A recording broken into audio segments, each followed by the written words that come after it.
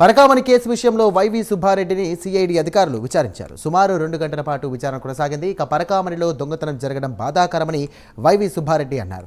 ఆ రోజు ఆ విషయం ఎవరు దాచారో తనకు తెలియదన్నారు. తన పీరియడ్ అయ్యాక ఈ విషయం బయటపడిందని ఆయన వెల్లడించారు. ఇదే అంశానికి సంబంధించి మరిన్ని డీటెయిల్స్ అందించడానికి మా కరెస్పాండెంట్ రాజ్ కుమార్ సిద్ధంగా ఉన్నారు. రాజ్ కుమార్, చెప్పండి, 2 కేసులకు సంబంధించి కూడా వైవి సుబ్బారెడ్డి ఆరోపణలు ఎదుర్కొంటున్నారు. ఒకటి కల్తీ నెయ్యికి సంబంధించినటువంటి విషయం, అలాగే ఈ యొక్క పరకామణి కేసుకు సంబంధించినటువంటి విషయాలు కూడా ఆయన ఆరోపణలు ఎదుర్కొంటున్నారు. దీని ఏ విధంగా చూడొచ్చు రవివర్మ? ఎస్ఐ టీటీడీ చరిత్రలోనే ఎన్నడూ లేని విధంగా గత ప్రభుత్వ హయాంలో అటు నెయ్యి కల్తీ జరిగింది, ఇటు పరకామణిలో భారీ ఎత్తున దోపిడీ జరిగిందని చెప్పేసి ఈ 2 కేసులు గత ప్రభుత్వ హయాంలోనే జరిగాయి.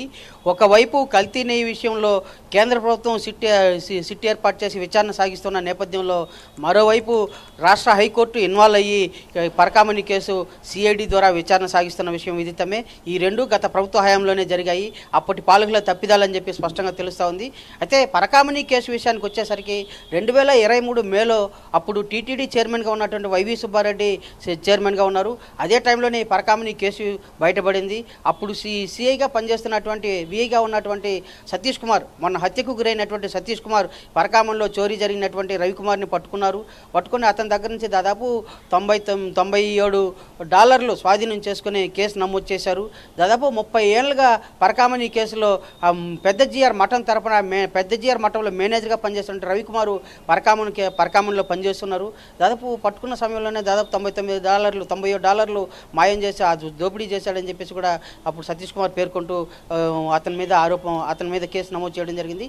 అయితే ఈ కేసు ప్రభావితం అవుతున్న నేపథ్యంలోనే భక్తుల మనోభావాలు దెబ్బతింటా ఉందని చెప్పి ఆ నేపథ్యంలోనే కొంతమంది టీటీడీ పెద్దలు, అలాగే అప్పుడు ఉన్నటువంటి టీటీడీ పాలకులు వీళ్ళందరూ కూడా ఇన్వాల్వ్ అయ్యి అప్పుడు ఎస్పీగా ఉన్నటువంటి పరమేశ్వర రెడ్డి ఇన్వాల్వ్ అయ్యి ఈ కేసు బయటికి పొక్కనీయకుండా లోక్ అదాలత్ ద్వారా రాజీ చేసి దాదాపు 3 నెలల పరిధిలోనే 3 నెలల కాల పరిధిలోనే దాదాపు అంటే ఆగస్టు నాటికి అప్పుడు టీటీడీ చైర్మన్గా బోమన కరుణాకర్ రెడ్డి ఛార్జ్ తీసుకున్నారు. ఆ సమయానికల్లా కూడా ఈ కేసు రాజీ చేసేశారు. లోక్ అదాలత్ ద్వారా కేసును మాఫీ చేశారు. తాను దోపిడీ చేశానని, తాను పశ్చాత్తాపడ్డానని రవికుమార్ని ఒప్పించి దాదాపు 40 లక్షలు విలువ చేసే ఆస్తిని టీటీడీకి బదలాయించాడు. టీటీడీ కట్టబెట్టారు. అయితే ఇదంతా జరిగిన నేపథ్యంలోనే ఇతను దాదాపు $7 మాయం $7 మాత్రమే ఇతను కాజేశాడు అంటున్నారు.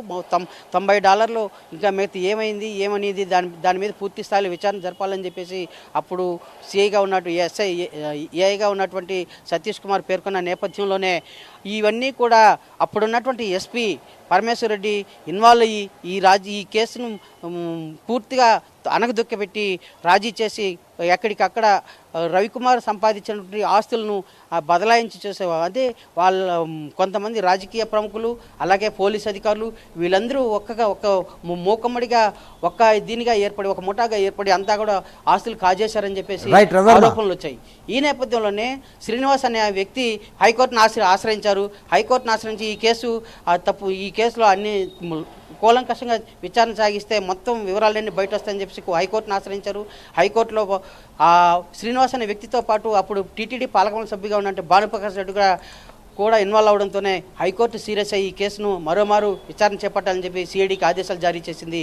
ఈ నేపథ్యంలోనే గత నెల 27వ తేదీ నుంచి సరిగ్గా నెల నుంచి సిఐడి డీజీ రవిశంకర్ అయ్యనార్ ఈ కేసు విచారణ చేపడుతూ వస్తున్నారు.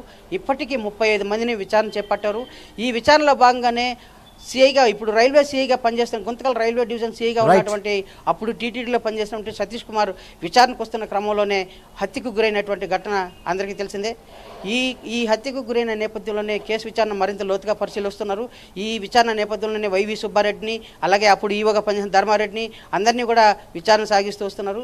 ఈ విచారణ నివేదికనంతా కూడా సిఐడి అధికారులు సిద్ధం చేసి ఈ నెల 30వ తేదీకి విచారణ పూర్తి చేసి డిసెంబర్ 2వ తేదీ నాటికి కోర్టుకు సబ్మిట్ చేయాలి కాబట్టి హైకోర్టు సబ్మిట్ చేయాలి కాబట్టి విచారణ వేగవంతం చేశారు.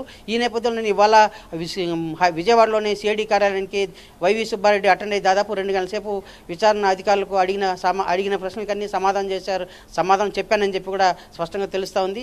అయితే ఈ విచారణ నేపథ్యంలోనే తుది నివేదికను ఈ నెల 30వ తేదీన సిఐడి అధికారులు సిద్ధం చేసి అక్టోబర్ 2వ తేదీన హైకోర్టుకు అందజేయనున్నారు. సతీష్. రవర్మ.